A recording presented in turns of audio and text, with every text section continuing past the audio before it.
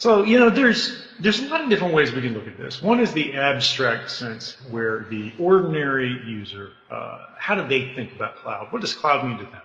To them, cloud means, Google Apps, Gmail, things like that. They've got things up on somebody else's computer. On the other hand, we have what you guys do, and sort of the infrastructure as a service layer, which are really increasingly becoming the bones of the internet, the thing that we build upon. And I think one of the most dangerous things that we see happening in this space, and one of the things that you guys do best, is help the people who are placed to actually make the decisions about how to build, right? Make these in a considered way. For most people, the internet is kind of magic. It just happens. They look at it on their smartphone. Their Facebook app is the internet, right? But that's not enough, and we can't actually let people go to this mindlessly, effortlessly, when they're in the act of building rather than consuming. And it raises the question of why, right? Particularly when there are these sort of primarily for-profit alternatives when we get to the infrastructure as a service layer. You could use EC2, you could use Google's compute engine or whatever. And these are fine, right? They work. But the problem here is that they're fundamentally disempowering. You give them money, right? And in exchange, you're supposed to be provided with a service. And that exists, right? But you're actually providing them more than money. You're also providing them your data, and you're giving up control. You're giving up influence. You can't reshape their infrastructure. They're not going to change things and tailor it for your needs. And you end up reaching a certain point where, okay, these are portable to a certain extent. You can containerize things and ship them around. But you're sinking costs into an infrastructure that is not yours, fundamentally.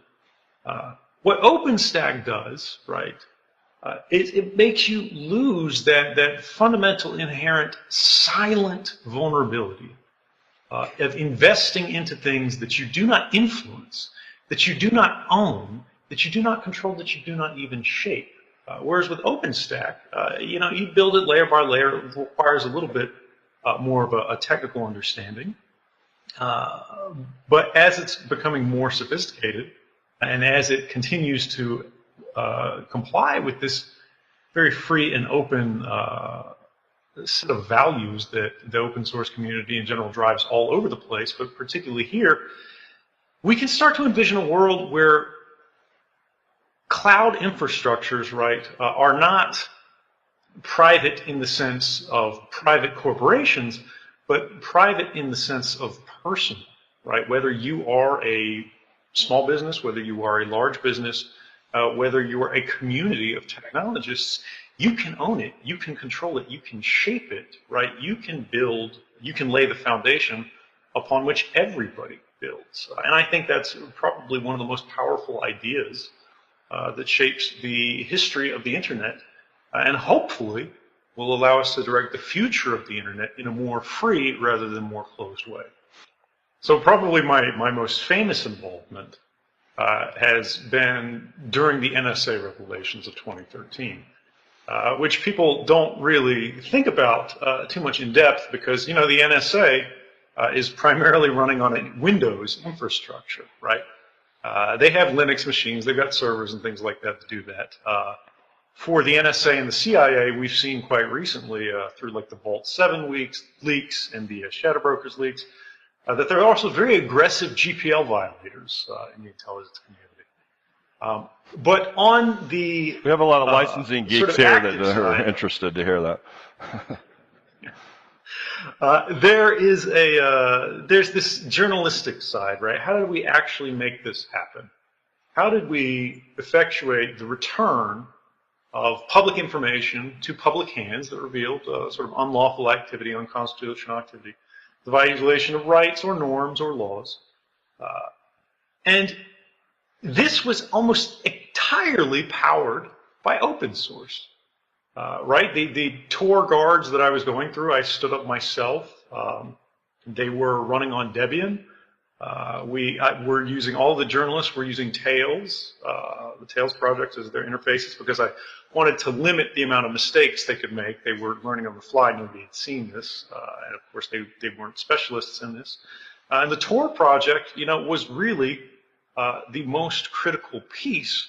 We're helping people, it's not to say it'll secure everyone from everything forever, but it gave them enough breathing room to make things happen. Now, since then, I was elected by the board as a director at Freedom of the Press Foundation. Now I have become the president of the Freedom of the Press Foundation. And my primary work there since joining has actually been expanding the open source development efforts that we have in-house there. Of course, we make Secure Drop, which is run at all the major important newsrooms in the United States, and increasingly around the world now, for allowing sort of anonymous sources to contact journalists securely. But there are a lot of other really interesting efforts that you'll be hearing about more this year. One of them, for people that are interested in sort of open hardware space, is last year I gave a talk with Andrew Bunny Huang at the MIT's Forbidden Research Conference on what we call an introspection engine for modern smartphone. We're targeting the iPhone 6 here. And this gets into that central issue that we sort of talked again about with infrastructure, is you're running things on Google's stack, you're running things on Amazon's stack. How do you know when it starts spying on you? How do you know when your image has been passed to some adversarial group, right? Whether it's just taken by an employee and sold to a competitor, whether it's taken, copied for the FBI, whether legally or illegally, right? You really don't have any awareness of this because it's happening at a layer that's hidden from you. It doesn't matter whether it's rootkit, doesn't matter whether it's hypervisor, doesn't matter whether it's just a process stack. The same thing happens with our phones, right?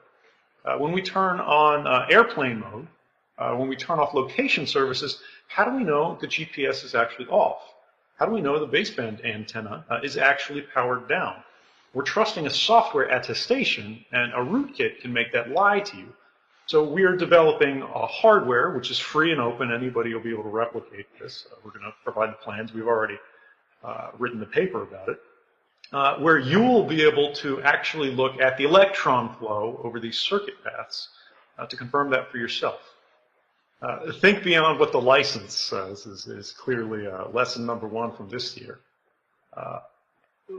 That stuff matters. The capability matters. And we have to recognize that, all government involvement isn't necessarily a bad thing, right? All intelligence agencies aren't necessarily bad either. There's a lot of good people at NSA. There's a lot of good people even at CIA. It's hard to say it, but there's even some good people at the FBI. And the idea here is we want to enable everybody, right? But we want to think about the context and meaning of our work as technologists. Fundamentally, we don't work for governments. We don't work for states. We don't work for corporations. We should be working for the spirit of technology itself, moving people closer to a more empowered future. I try to think of this in terms of values, right? All systems should largely be designed to obey the user. And secondly, they should not be designed to hide things from the user. They should not deceive the user. They should not lie to the user.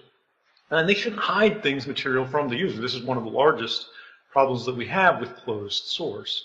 It's not so much that somebody doesn't want to share source code, although that matters in the abstract sense. It's what that actually means when they don't. That leads to the world that we have today, where we've got vulnerabilities in every Intel chip that has AMT enabled and things like this, because Intel's monitoring engine, excuse me, Intel's management engine has these blobs on it that we can't inspect, that we can't see, that we can't change, that we can't patch ourselves. When you're thinking about your ethical obligations, the main thing is, how do I empower the user? And if this creates a large-scale disruption in traditional power structures, right? If this can be used, or an amplification of powers that are used by sort of aggressive actors, whether they're corporate, whether they're government entities, or anything else, how can people be sheltered against this, right? At least enter that chain of thought and think about what you can do to protect people. You know, the traditional world we like to think about of, you know, the happy policeman on the street that's looking out for people is increasingly, and some would say tragically, being displaced by technology. Because we can only put so many people in so many places, but technology is everywhere. And if we are going to have a computer in every home, in every pocket, in every car, in every place, we need to make sure that they are living by the values that protect and serve the public. This is a complicated space, and it's hard to get in here in the short time that we have, because we could spend an hour just on this topic. But to look at it briefly, mitigations work. We know that. If you can start to move entire bug classes off the table, start using memory-safe languages and things like that for development, sort of best practices for coding standards, for design standards, to limit the kind of weaknesses that you have when you're validating inputs and things like that. This will make attacks much more expensive, but there's still going to be that market out there. There's still going to be people that are looking for that, and they're still going to succeed. Now, traditionally, we've said the beauty of open source is that, you know, many eyes make all bugs shallow, but we see the bugs still get through.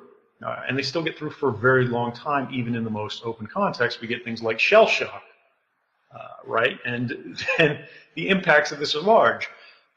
But that's not actually an argument that we shouldn't do open source, is that some bugs get through. The beauty of it is that when something like that does come through, just as we get all of these bugs all the time in these closed source ecosystems, you know, even iOS has jailbreaks and things like that fairly routinely. And they have actually a quite skilled security team. The entire community can respond, and they do, right? When a shell shock type bug is discovered, everybody looks at that code base, right? And it gets improved in more ways than just that. It gets more people involved in the process. We don't want to encourage or look for these big bugs to hit us, right? And then be like, oh, great, we had a wonderful response afterwards. But the fact that we can is fundamentally empowering, and it's fundamentally educational. We learn from it, we improve as a community. When Apple has a security flaw, when Google has a security flaw, when Amazon's stack, you know, or even not in their fundamental programming thing, but just in their processes, their employees are clicking on phishing emails, their keys are stored on a staging server, and somebody can get in and pop that laterally, and now they've got the keys to the kingdom. We don't know what they learned. We can't evaluate if the response was positive or negative, if it was good enough or not good enough. And ultimately, even if we don't like it, we have no influence over it. Now, people might go boo-hoo. That's sort of how private industry works.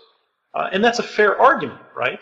But the point of open source is that we have a better one. We don't have to compromise. We want a better world, and so we're here to build it. Depends on the day. I am fundamentally optimistic. When you look at where we are in the progress of technology, we are at a crossroads. We have been struck by a moral dilemma that we did not ask for, that we did not seek. The way I've described this before is, this is the atomic moment for the profession of computer scientists, right? In the last century, we had nuclear physicists who were looking at the science. They were trying to master the fundamental laws of the universe, just how this stuff fits together, and they wanted to see how far they could go. They discovered some new means of productivity, right? This incredible energetic potential. That's what the internet is today. The problem is we did not predict how bad actors, aggressive, violent actors, would apply these discoveries of ours. Now, we need to think about how we can mitigate them. We can't put the genie back in the bottle, right? We can't unsplit the atom. But what we can do is make sure that we don't make the same errors that we made in the last century, where just to make sure something's working, just to make sure that our cell phone network works, we adopt terrible standards like sort of this SS7 sort of circuit switching system for cell phones, where it can be hijacked from all over the world, where we have the weakest possible encryption schemes that could possibly be applied to typical cell phone communications, because governments actually encouraged the adoption of that. They wanted them to be weak enough to break. They didn't say that was why, but we need to make sure that we're not looking at good enough, particularly not good enough for now, because it's very hard to update the technology. It's very hard to move legacy stuff out of production. We all know that, everybody sitting in the room. We need to start thinking about how to build not just for today, but for the next 100 years by setting an example and by setting protocols that say, we're going to build things not for today, we're going to build things for beyond tomorrow. This is extremely complex. When you look at the political dynamics today, whether it's the election in the United States, the closeness of the election in France, laws that we see being passed in the United Kingdom. They passed the most extreme surveillance bill in the history of Western democracy last year, called the Investigatory Powers Bill. In places like Russia, we see laws like the Yarovaya Paket, it's called here. Russians call it simply the Big Brother law. And when Russians are calling a surveillance law the Big Brother law, you know there's a problem. Fear has become the most common political value in the world. Saying, but terrorism will defang any opposition, it will silence any counter proposals, and this puts us in a systemically vulnerable place where the traditional systems of checks and balances upon which Western civilization has relied upon, particularly since the democratic process sort of spread around the world, are starting to fail. Courts are afraid to rule in areas that are politically controversial, even though they are legally quite clear. For example, all this mass surveillance in the United States is a pretty clear violation of the Fourth Amendment. Any sort of expert group like the ACLU looks at this, is filing cases about it, and the courts are very hesitant. They work these things through the appeals process about on a 10-year span because they don't want to be seen as simply applying the law in the way that makes sense and the way that would restrict the government in the way that it traditionally has, because judges are people too, right? Judges are vulnerable to fear in the same way everybody else is. Politicians are vulnerable to fear in the same way everybody else is. Presidents are vulnerable to fear in the same way. And this creates a world in which the weakest link in the fabric of the safeguards of our rights is increasingly becoming human. Now, this leaves us in a place where the traditional mechanisms of enforcing human rights are beginning to fail. So we have to develop new ones. The beautiful thing is, at the same time these old processes are beginning to fail, technology, we're seeing glimpses where it can enforce human rights in new ways beyond borders, right? Let's say you have a country that doesn't respect human rights as well as the global standard, right? This doesn't have to be a place like South Sudan or Cameroon or Russia or China. This can be a place like the United Kingdom. This can be a place like France. This can be a place like right here in the United States, in Boston.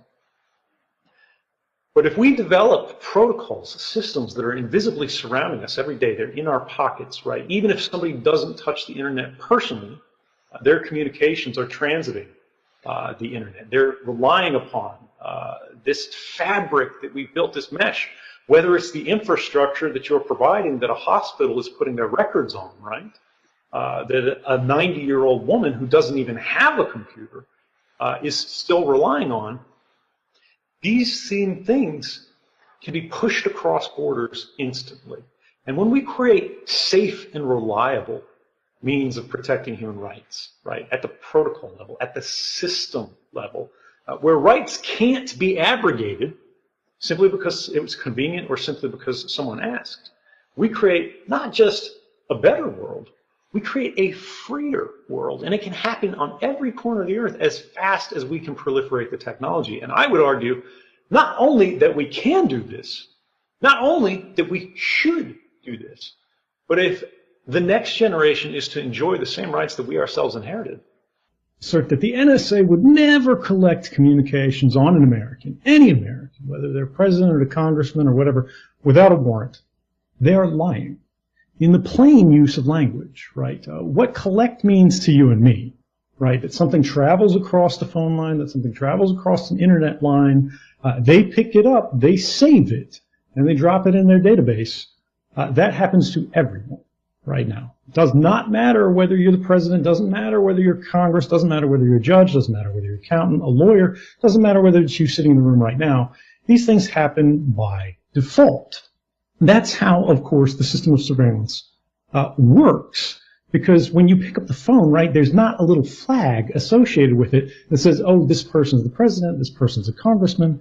You can manually go in and set up filters that say, don't collect on this number, that number, or whatever. But that's not really how it works. On the back end, there's a little bit of things like that. But what's happening is these intelligence agencies, these lawyers at the DOJ, for the president, they're saying something different.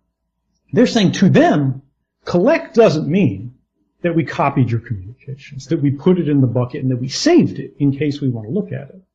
To them, collect means that they take it out of the bucket and actually look at it and read it. Now, if you are an American citizen and they say, I want to look at your communications, I want to listen to this person's phone calls and everyone they contacted, this in theory is supposed to require a warrant. But the actual reality here is that they can do something different, and they do this without a warrant, which is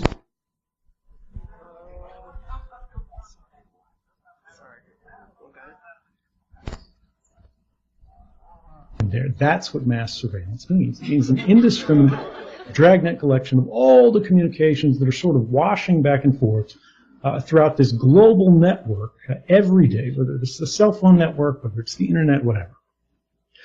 But if you're in that bucket and you don't have a U.S. passport, you're not a U.S. citizen, no social security card, you don't have a green card, so you're not sort of legally privileged as a U.S. person, even if you're not technically a U.S. citizen, they can't, what they say, target you directly. But if they look at the other side of that communication, right, the communication that went overseas or involved a non-U.S. person in any way, that's entirely legal.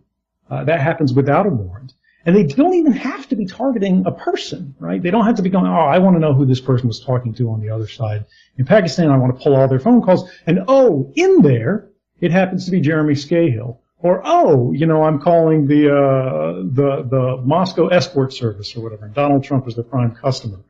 So we get his phone calls from there. No.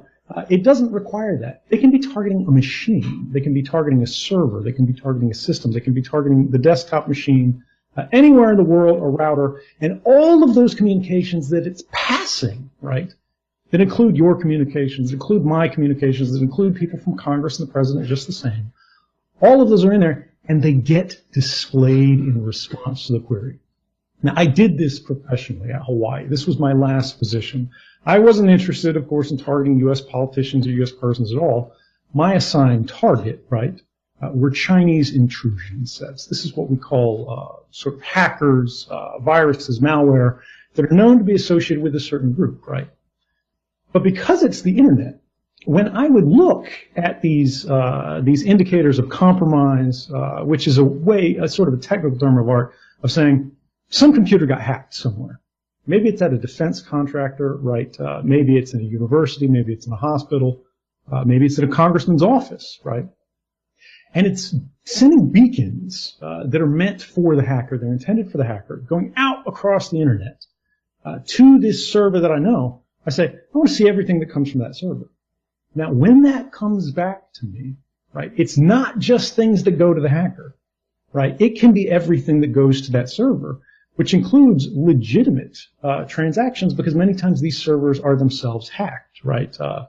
We're talking about a hot point, because when somebody from China or somebody from Russia or somebody from the NSA hacks somebody else, they don't go directly from their origin to their target, because then it's very easy to trace back, right? Instead, they create a network of hops across the internet that are ordinary people's computers that don't have very good security practices, right? Your grandma's computer could very well be being used in actual offensive cyber operations by nation states.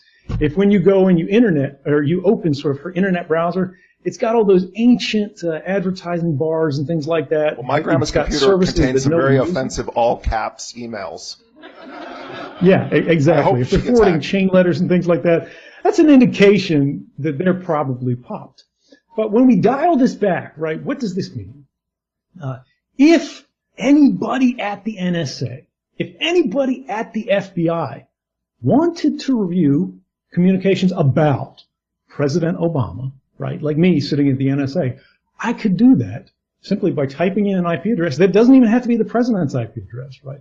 Or if I want to search for his private email address or something like that, all I have to do is type it in the system, hit enter, and say, show me U.S. results for this. This is entirely legal, so long as I'm not targeting him officially, as I'm saying. I'm not interested in Obama, right? I'm interested in this known system that's affiliated with Chinese cyber espionage or whatever, that just happens to be Obama's BlackBerry. Let me. And go ahead. I'm not doing what they call reverse targeting, which is where I admit that I'm doing this, I'm targeting the system because I want to read Obama's emails, right? If I'm actually doing that, that happens all day long. People at NSA are doing that right now. This is legally prohibited. It's called reverse targeting, right? But when you hit certain stop points in your investigation, you're actually coached to do this kind of thing, where you say, we don't know that this is Obama's BlackBerry, right? This is an unknown internet-connected device that happens to have some connection to a known foreign intelligence target or a suspected foreign intelligence target. That doesn't have to be saying, Obama's involved in espionage. That could just be saying that that device has been connected by a Russian malicious software scam, right? And as long as we say we weren't intending to target him, he's not the target of our investigation, and we didn't know that it was Obama's BlackBerry, even if in reality we actually did, it's entirely legal. So let's pretend for a moment that we should always take Donald Trump's statements seriously, and that we're dealing with like a normal, rational, sane person. If indeed there is some merit to his allegation that he made on Twitter that the Obama administration, well, he said Obama personally, but that the Obama administration was in some form or another targeting Trump or people around him, what would that look like? So, this is where I don't want to speak too far beyond what is actually known. I don't want to get into the sort of craft of speculation here. Donald Trump has a well-established history of making unreliable statements. That's not in debate, right? That's not a point of contention. I think it is possible, based on everything we see and what we hear, there may be some indication that something like this happened on the back end, right? Where there's been some searches that implicate not Donald Trump directly, right? Because if he had that, he'd be up on the stage waving it around on TV. But some third-degree contact, something like that, may not even be directly connected to the campaign, because this is what the NSA does, right? This is what you pay them to do. Maybe one of these campaign officials actually had some contact with a Russian official, right? Or somebody who's a cutout, a go-between, right? But we have no evidence of that. That's publicly established, publicly known.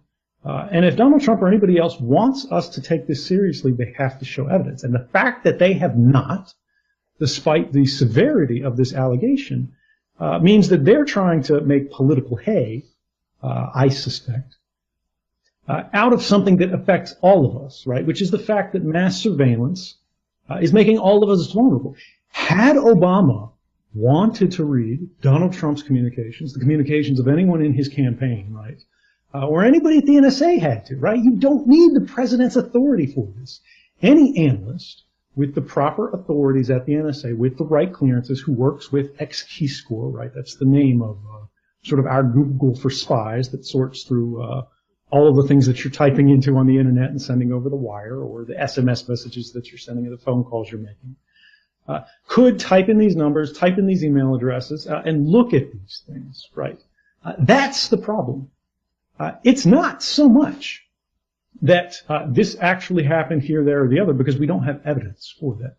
If Donald Trump wants to take this seriously, right, he needs to fix the problem that everyone in America's communications are being collected right now without a warrant, and they're going into the bucket, and they're protected by very lax internal policy regulations, right? And this simply is not enough. If he's worried about the fact that somebody could have been wiretapping Trump Tower, that this could have happened without a warrant or even with a warrant, right? The problem is not, oh, you know, poor Donald Trump. You're the president, right? You should be asking questions about why was this possible in the first place, and why haven't I fixed it?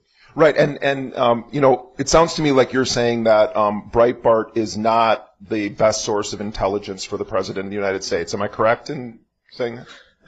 I mean, this is a guy who clearly, he apparently doesn't even, like, you know, want the full presidential daily briefing, but he damn sure makes sure to see Fox and Friends every fucking morning, which on its own level is kind of frightening. But I wanted to ask you about this conversation about what's being called, you know, the deep state, and I don't know how much you know American television news you consume in Russia, but MSNBC has basically transformed into a Cold War, you know, opponent of the Soviet Union, and they have like retired intelligence person after general after admiral on the air making totally unfounded claims about what has been proven, and the people who are sort of saying, hey, let's see the evidence, like me or Glenn Greenwald, others, we're called Russian agents.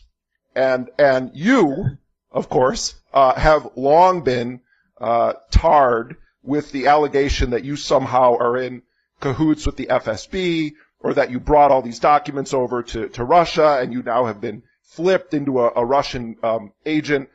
To talk about, given that you've lived through this yourself, talk about your assessment, or give your assessment of the relationship between Russia and the United States, Trump and Russia, and the way that all of this is being covered in the news media.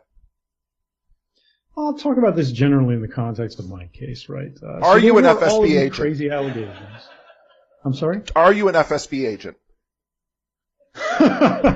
No, I'm not, but you know, maybe that's a retirement plan. No, seriously though, that's exactly the problem, is we've got these people who make allegations, right? About things that actually are relevant, things that actually should be investigated, but they're not interested in the actual phase of investigation. Right? I don't want people to trust me. I want you to doubt me, right? I'm a former NSA guy, former CIA guy. I ended up in Russia through no fault of my own, right? I was actually trying to transit to Latin America, and the U.S. government revoked my passport to trap me in Russia, which is a fairly amazing thing that people don't really understand that well. And yeah, there were all these allegations some years ago where they went, look, this just doesn't look right, right? So maybe we can paint him with the Russian spy brush, because that's something that doesn't go away. We've been seeing movies about Russian spies for, like, you know, since since we were making movies. And there are Russian spies, right? That's the thing. You don't just brush this off as nothing. What you do is you look into it. What you do is you investigate it, right? And Congress did this to me. The intelligence community did this to me. The CIA, the NSA, all these guys, right? They saw me as public enemy number one because I showed evidence that they were breaking the law. The federal courts ruled they were breaking the law, right? This isn't an allegation. This is fact. They violated the rights of every man, woman, and child in the United States. Further than that, they violated the basic human rights of everyone in the world. The United Nations affirmed that. But so here's the thing. All that investigation went into me, right? Congress just released a report some months ago, which was criticized by every journalist who studied the issue, where the worst thing that they could show that I did, and this is with complete access to classified information, Congress being able to sit down with the director of the CIA and say, what's actually happening with this guy, is the worst thing that I ever did, was that I lied to my boss about a sick day. I said, hey guys, I'm going to the hospital, when in reality, I was going to meet with journalists to tell them that the CIA and the NSA and all these groups were breaking the law, right? So the allegations fall apart if they're not true after investigation. And this gets back to a basic fundamental point of logic of rationality that is supposed to be the foundation of sort of our national character, which is that which can be presented without evidence must be dismissed without consideration, right? What we are supposed to be doing is calling for investigation, going the allegations about Donald Trump are cause for concern. We can't take them seriously because there's no evidence backing them that we see publicly, right? But by all means, do we want the FBI to look into this? Yes, absolutely. Do we want the CIA to be investigating this? Yes, absolutely. And when we have evidence, we need to present it because that's how a system of law is supposed to work. People in the United States, this is supposed to be a free country. We used to say that. We don't say that so much anymore.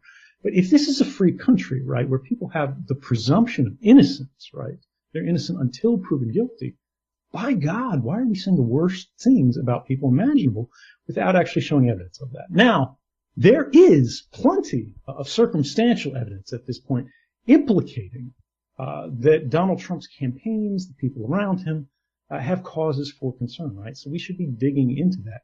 But passing this off as established fact is a real problem because it's reducing our standards for evidence about things that actually happen. Saying I'm a Russian spy, right? When even the former deputy director of the NSA doesn't say that is a problem. The guy who was in charge of my investigation, right? For people who are like, Edward Snowden is a Russian spy. Let's go to the former deputy director of the National Security Agency, Chris Inglis, who is the guy who actually investigated me, and see what he thinks. What is the formal belief of why Snowden did what he did? Was he acting as an agent of a foreign government, or was he self-recruited to just do what he did for whatever reason? First, I have to point out that I don't represent the United States government anymore. I'm no longer in an official capacity, and so I wouldn't know what the official position of the U.S. government is any more than I would know the absolute truth of what Snowden's thinking was and all the machinations that he went through to do what he did.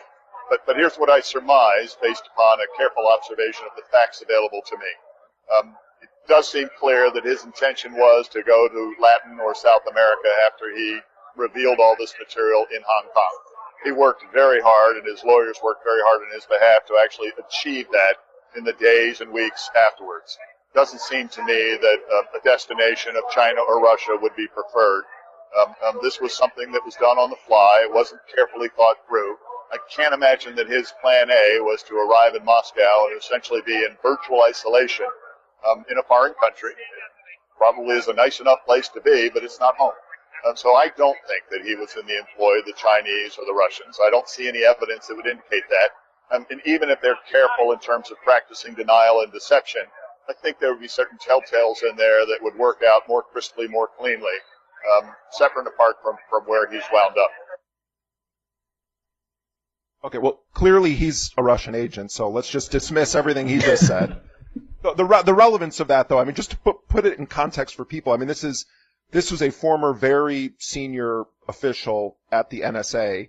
The number two at the NSA. The number two at the NSA, who he doesn't say it directly, but he's referencing what you mentioned before, which is that you didn't choose Russia. The Obama administration chose Russia by canceling your passport and at one point forcing Evo Morales, the president of Bolivia, forcing his plane to make an unplanned landing, a forced landing, because they suspected you might have been on board this aircraft. I think that's one of the greatest lies that's been told about your case, is this idea that you chose to go to Russia, that you intended to make a deal with Moscow, and it sticks. You hear it constantly. Edward Snowden is a Russian spy. He now has become an asset of the Russian government.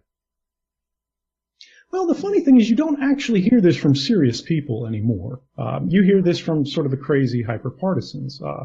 I have sort of formal affiliations with like U.S. universities. I'm invited to speak at them regularly. Nobody has any legal trouble. Nobody gets, there's no harassment or concern about this. Because serious people who actually look at this, they see that this is well-established fact, right?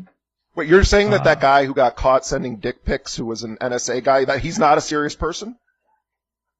I'm not going to speak about any individual. Okay, sorry. Yeah, in particular. I don't mean to force you to look, respond to someone's dick pics. I'm sorry. The only people who are making these kind of allegations today are either sort of, and I say this with sympathy and compassion rather than criticism, people who are seriously struggling with issues like senility, or people whose judgment is otherwise fairly well established as compromised, right? When you have, for example, Jeffrey Stone, who was part of the Obama Commission to investigate what the NSA was doing, inviting me to debates, right, about the lawfulness of these programs, and they're not saying like you're a Russian spy or anything like that. The reason I'm even on the stage with these people is because they have affirmed that that's not the case, right? If the number 2 of the NSA is like, look, there's nothing to see here.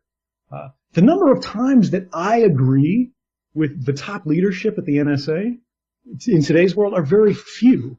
So if we're speaking from the same page, there's probably a reason for it. Let me ask you about the deep state issue. There seems to be an emerging consensus among influential liberal pundits and political figures, politicians in the Democratic Party, that there's this awesome group of heroic NSA, CIA, military people that are protecting the republic from Donald Trump. What do you make of that narrative? That there's the deep state is A, trying to undermine Donald Trump, and B, is really in secret protecting all of us from the dangers of his administration. Well, it's half true. And I mean, I don't like to say these things are right and wrong because it's not black and white. There is a deep state, right? What are we saying when we talk about deep state? We're talking about the people who survive presidents, right? These are not political appointees who come and go in this office or that office. They're the people who are senior enough to influence policy, to shape the government's understanding of an issue. And all the little people under them who are just sort of the worker bees who actually do things. These worker bees, by and large, are good people, right? I worked at NSA, at CIA for a long time. I strongly disagree with a lot of their policies, right? They cause harm. They violate rights. They make us, the United States, less safe as a nation. And they destabilize peace, not just here at home, but around the world, right? That's not to say everything they do is bad, right? These worker bees, right? They're good people who do bad things for what they consider to be good reasons, right? There are literally people in the United States who ran torture programs, and there are people who actually did the torture. I'm not saying these are good people, right? These are war crimes, uncontroversially. And these people probably did know at the time. But why did they do it, right? They did it because they were told there would be blood on their hands or everybody else's hands, or people were going to die or buildings were going to collapse if it wasn't done.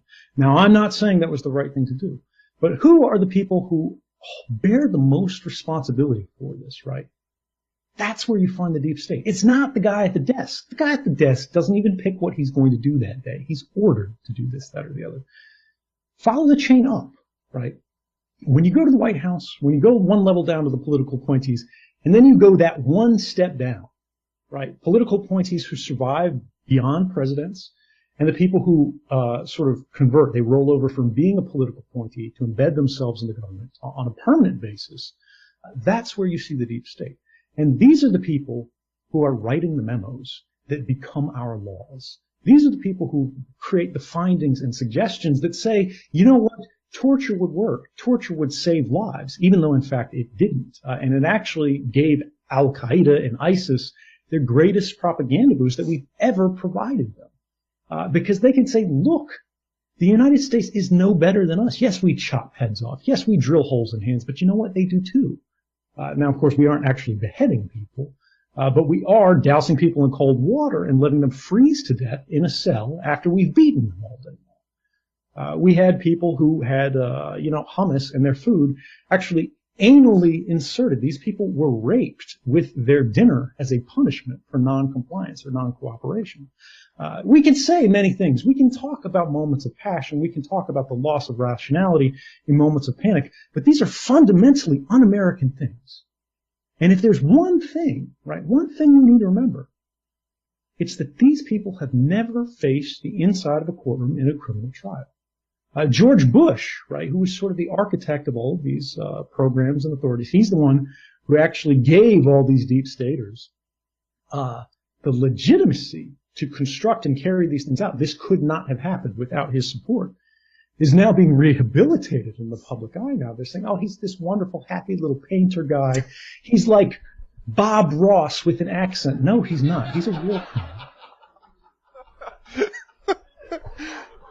He's painting his own world, man. He's just, pretty little clouds. He can make it whatever he wants. No, it's disgusting that, first of all, you have the kind of, True Detective season 3 with Bush and Michelle Obama, getting all cuddly and hugging.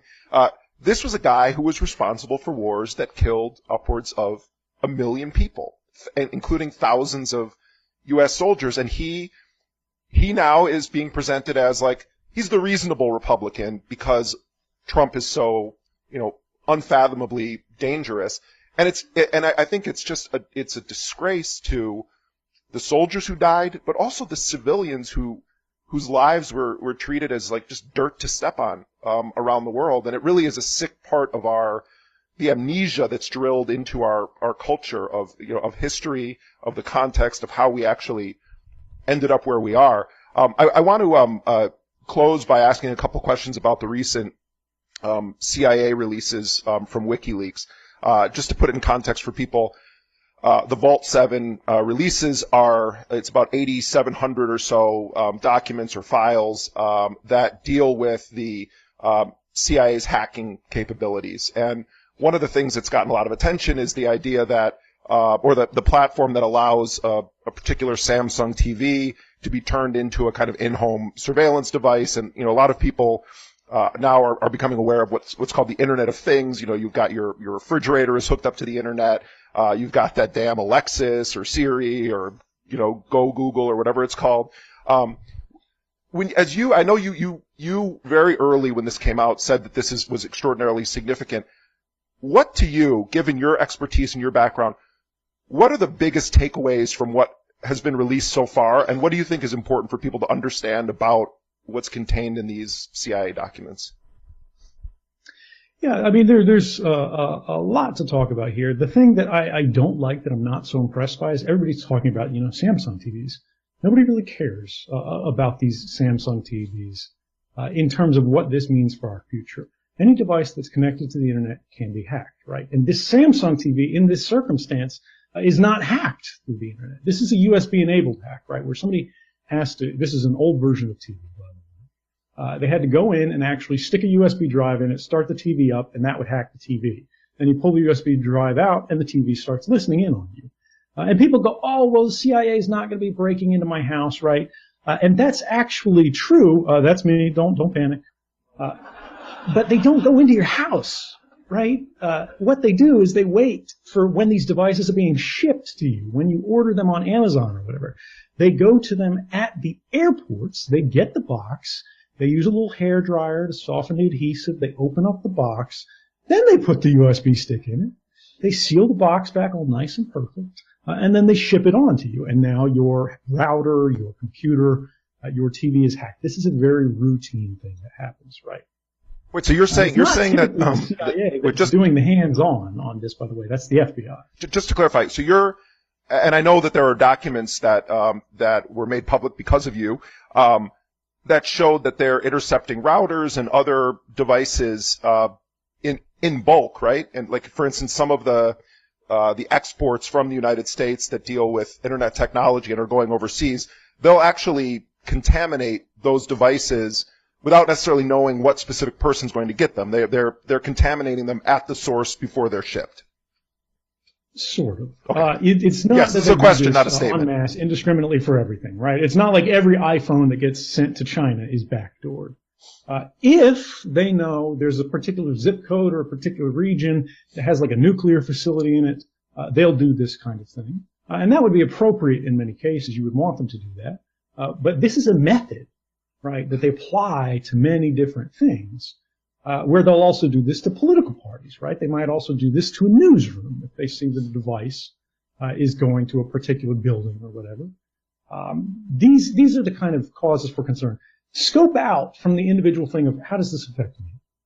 Think about how does this affect society, right? And this is what the real value of this CIA release is about.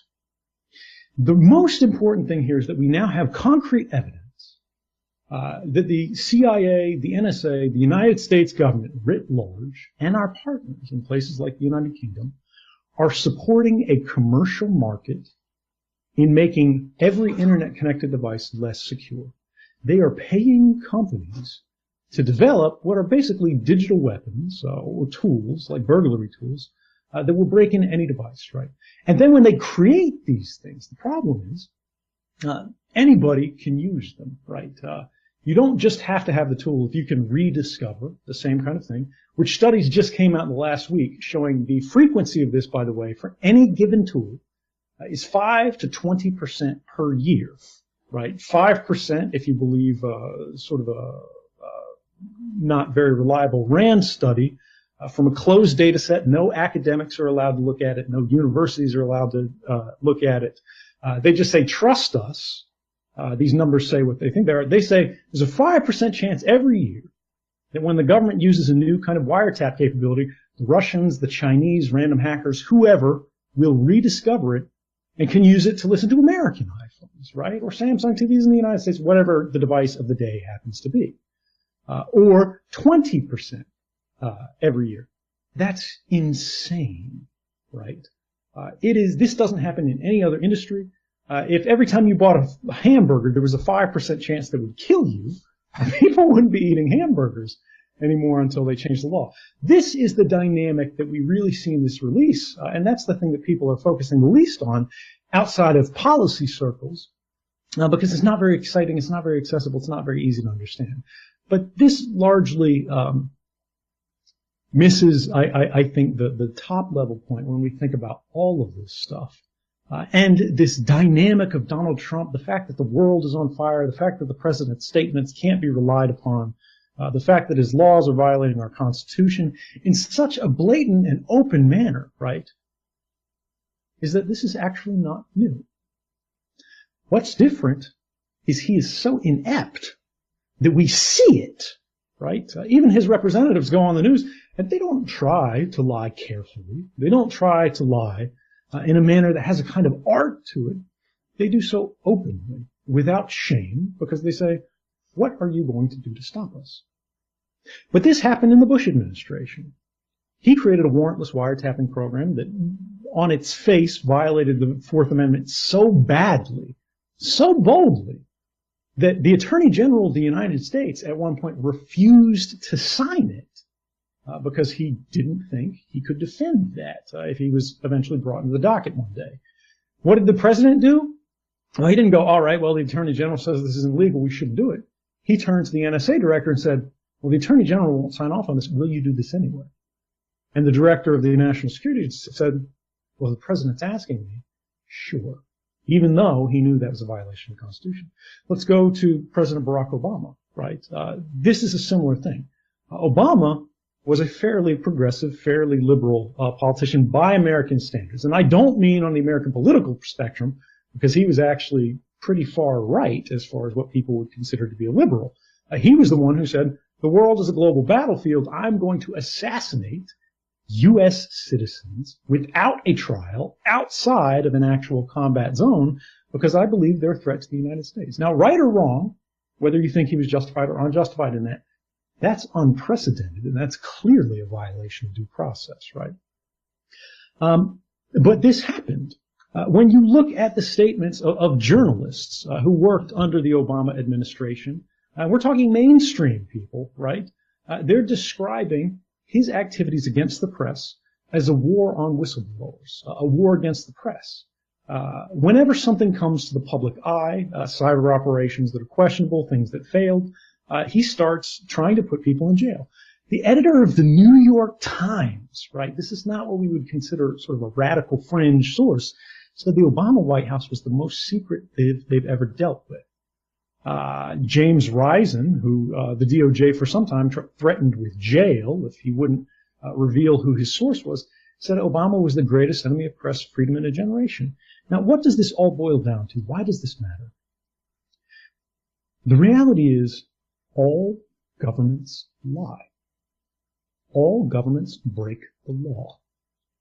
And most frequently, this happens without us realizing it. The majority of us, right? People who follow this, people who study this will see it.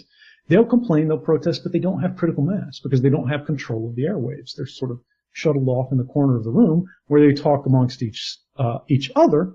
But the average person doesn't care that much because these presidencies, these administrations, give them the space to deny it to themselves, right? To say, I can go on with my day. I can go on with my life, and I don't have to confront these issues. I can live in my comfortable life. I can go home after a hard day, right? I've got people to take care of. I've got bills to pay. I have obligations. I don't have time to save the government, right? We can't do that anymore. That is no longer a luxury. And that, more than anything else, may be the silver lining of this disastrous administration, is the fact that people are, for the first time in a generation, realizing that democracy is not an inheritance. Folks, this is a challenge. This is our challenge. This is something that requires effort. This is something that requires sacrifice. And this is something that if you turn your back on, will not get better. It will get worse. It is not enough to believe in something. It is not enough to think that America is the land of the free, the home of the brave. We have constitutional values, and these things will simply work out. They will mean nothing unless you make them mean something. It is not enough to believe in something, ladies and gentlemen. You must stand for something.